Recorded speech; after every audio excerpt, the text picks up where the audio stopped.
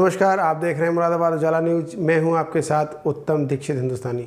जनपद बुलंदशहर के गांव इस्माइलपुर की किसानों की मसीहा पूनम पंडित ने मुरादाबाद उजाला के संवाददाता से की आज खास बातचीत। आपको बता दें कि पूनम पंडित अपनी मां से अत्यधिक प्रेम करती हैं। मां और बेटी का अटूट प्रेम है। हम दिखा रहे हैं वो तस्वीरें जिसमें वे अपनी मां से लिपटी हुई हैं। इन तस्वीरों से अंदाज़ा लगाया जा सकता है कि पूनम पंडित को अपनी मां से कितना प्रेम है। पूनम पंडित ने बताया कि किसानों के हित की लड़ाई वो हमेशा लड़ती रहेंगी। आइए देखते हैं मुरादाबाद उजाला की ये खास रिपोर्ट। जैसा कि जो आप एक साफ शूटर भी हैं, तो किस तरह से आपने ये तैयारी की थी और फिर किस तरह से आप पीछे हट गए इस मामले में, ये हमें बताइए आप। मैं एक स्पोर्ट्स पर्सन हूँ और ये जो पीछे हटना कोई वो नहीं है, घर की जिम्मेदारी थी। मेरे फादर साहब नहीं है। 2018 में जब मेरा इंटरनेशनल में गोल्ड मेडल हुआ तो मैं जॉब करने लगी थी। फिर मेरी जॉब वॉब होगी घर की जिम्मेदारी की वजह से। अब स्पोर्ट्स तो एक ऐसी चीज़ है ना कि आप उस स्पोर्ट्स में समय दोगे तो ही कुछ हो पाएगा, और नहीं दोगे तो बिल्कुल नहीं हो पाएगा। तो इस जिम्मेदारी की वजह से मुझे छोड़ना पड़ा। आप एक इंटरनेशनल शूटर भी हैं ना? जी। तो ये तो आपको एक बहुत अच्छी अपॉर्चुनिटी थी आपके पास। अपॉर्चुनिटी को कहा होगा, इतने इंटरनेशनल शूटर फिर रहे हैं, नेशनल फिर रहे हैं, बतेरे कहीं नौकरी पोकरी लगी हो तो देख लो खूब बतेरे बागपत में जाकर बतेरे है गए। दूसरा सवाल हमारा ये है कि आप इतनी कम उम्र में एक युवा नेता बनी है, वो भी किसान नेता, तो इस विषय में आप बताइए कि आपको कैसा लगता है? भैया मेरे को तो किसान की बेटी जब कहे जब ज़्यादा अच्छा लगे। बाकी सभी का इतना प्यार है, आशीर्वाद है कि वो मुझे इस रूप में देख रहे हैं। और ये भी बिल्कुल सही बात आपने बोली है कि सबसे कम उम्र की महिला, हाँ जी, मैं किसान नेता के रूप में मतलब देखने को क्या उनका आशीर्वाद है जो उन्होंने मुझे इस रूप में आशीर्वाद दिया। तो मैं सभी की शुक्रगुजार हूँ, धन्यवाद करूँगी जो सबसे कम उम्र की एक लड़की को उन्होंने नेता के रूप में उभारा, इतना आशीर्वाद, इतना प्यार मोहब्बत दिया। मैं उनका दिल से धन्यवाद करूँगी। तो बाकी सभी लोग इतना सहयोग करते हैं, प्यार करते हैं, और जो जलन वाले हैं उन्हें भी मैं अपने प्यार से जीत लेती हूँ। बिल्कुल, कुछ लोग ऐसे थे जो मुझसे इतना जलते हैं, लेकिन मेरी जब मुझसे करीब से उन्होंने मुझे बैठ के देखा, बैठ के बात करी, होता ना कुछ लोग ऐसे सिका पढ़ा देते हैं ये वो, तो उन्होंने जब मुझे देखा बैठ के, तो बहुत से लोग ऐसे जिनकी सोच बदली। बाकी धीरे धीरे प्यार में तो वो ताकत है कि वो सबकी सोच बदल देता है। तो हम तो ऐसी भावना लेकर के चलते हैं।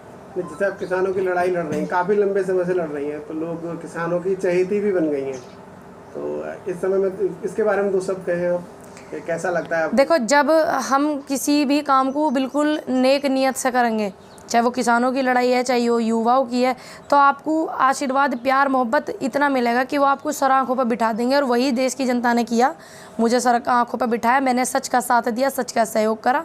तो कोई भी, अगर आप भी होगे, आप भी लड़ोगे, पत्रकार हो आप, एक पत्रकारिता निष्पक्ष करोगे और सही के लिए करोगे बिल्कुल, और तो आपका भी नाम ऐसा ही होगा, आपको भी ऐसी आशीर्वाद मिलेगा।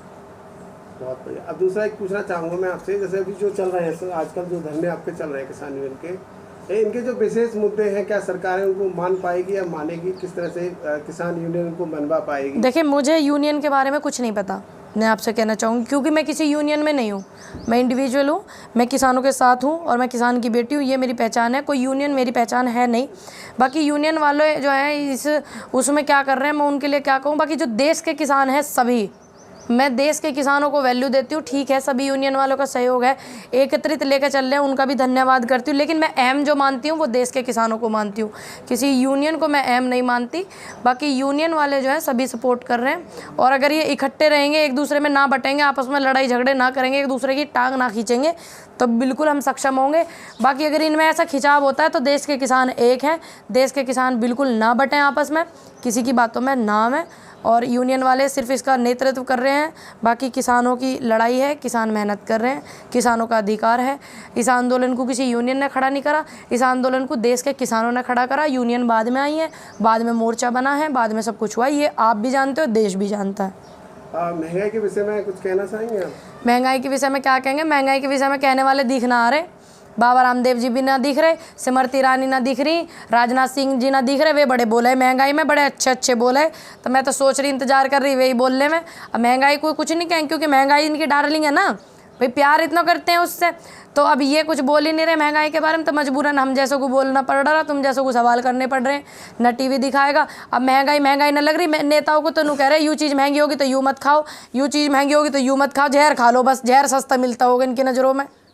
क्या क्या महंगाई को देश पता हो, 2014 के बाद से कितनी महंगाई बढ़ गई, कितनी आय बढ़ी है, कितने रोजगार बढ़े हैं, कितने सब कुछ हुए, सब है पता। दुनिया देख रही, देश देख रहा, दुनिया देख रही है। दुनिया की देश के पहले प्रधानमंत्री ऐसे हुए जिसमें महंगाई ने इतनी छलांग लगाई और किसानों ने इतनी आत्महत्या करी, आंदोलन इतने चले और देश में इतनी हरिशमेंट हुई। इनकी सरकार ने कितना प्रताड़ित करा लोगों को। देश के प्रधानमंत्री उस समय में नरेंद्र मोदी से इतिहास में दर्ज होगा ये नाम, घबराने की जरूरत ना। और कितनी लाश कोरोना काल में नहरों में तैरी हैं, कितनों ने अपनों को खोया, ये सब चीज़ इतिहास में दर्ज होंगे। नरेंद्र मोदी जी प्रधानमंत्री, ये लिखा जाएगा।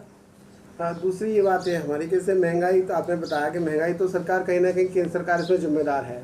और कौन है?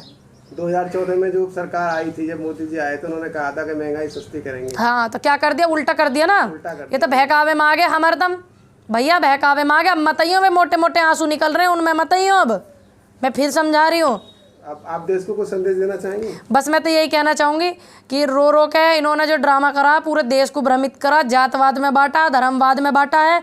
आपको नहीं बंटना। मैंने ज़िंदगी में आपसे कुछ नहीं मांगूंगी कभी। देश की जनता से मैं अपील करती हूँ, युवाओं से अपील करती हूँ, मैं कभी आपसे कुछ नहीं मांगूंगी। बस मैं यही कहूँगी कि देश में शांति बनी रहे, धर्मों के नाम पर ना लड़ें। मैं सभी धर्मों के लोगों से यही कहना चाहूँगी, आप इकट्ठे रहें, एकत्रित रहें। बस मैं आपसे ये मांग करती हूँ, बाकी मुझे अपने लिए कुछ नहीं चाहिए।